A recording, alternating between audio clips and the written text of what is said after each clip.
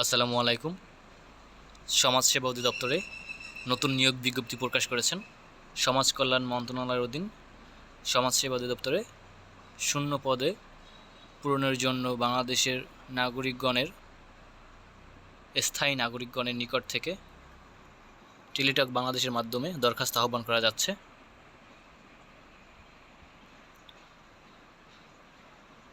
পদের নাম সমাজকর্মী ইউনিয়ন, গ্রেড 16, খাত স্থায়ী রাজস্ব খাত, পদ সংখ্যা 209টি, শিক্ষাগত যোগ্যতা কোনো স্বীকৃত বোর্ড হতে অনন্য দ্বিতীয় বিভাগে উচ্চ মাধ্যমিক সার্টিফিকেট বা সমমানের পরীক্ষায় উত্তীর্ণ। বিভাগীয় প্রার্থীদের ক্ষেত্রে বয়সসীমা 35 বছর পর্যন্ত শিথিলযোগ্য। যে সকল জেলার প্রার্থীগণের আবেদন করার প্রয়োজন নেই: রাজবাড়ী, বান্দরবান, খাগড়াছড়ি, রাঙামাটি, জয়পুরহাট, গাইবান্ধা, লালমনিরহাট, ঠাকুরগাঁও, মাগুরা ও ঝালকাঠি। এই সকল জেলার প্রার্থীগণের আবেদন করার কোনো প্রয়োজন নেই। তবে এতিম ও শারীরিক প্রতিবন্ধী কোটায় প্রার্থীদের ক্ষেত্রে যে কোনো জেলার প্রার্থীগণ আবেদন করতে পারবেন, শুধু এতিম এবং শারীরিক প্রতিবন্ধী কোটায় যারা আছেন।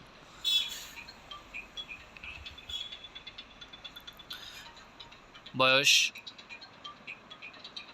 12/6/2024 তারিখে 18 হতে 30 বছর, মানে 18 থেকে 30 বছরের মধ্যে হতে হবে। তবে কোটার জন্য 32 বছর পর্যন্ত, আর বিভাগীয় প্রার্থীদের ক্ষেত্রে 35 বছর পর্যন্ত শিথিলযোগ্য।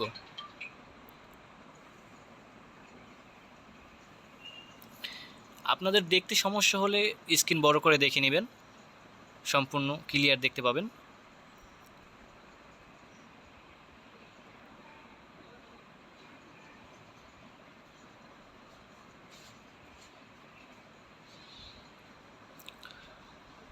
অনলাইনে আবেদনপত্র পূরণ ও পরীক্ষার ফি জমাদানের শুরুর তারিখ হচ্ছে 12/6/2024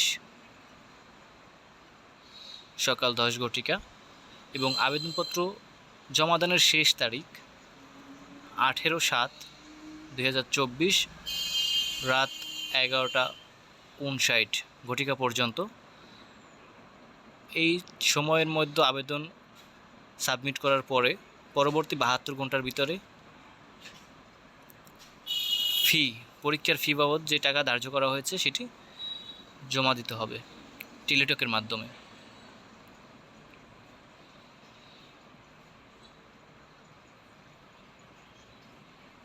ইউজার আইডি এবং পাসওয়ার্ড দিয়ে টাকা জমা দেবেন আপনারা।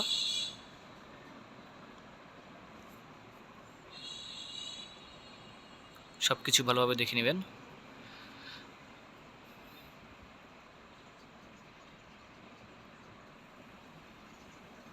ধন্যবাদ সকলকে।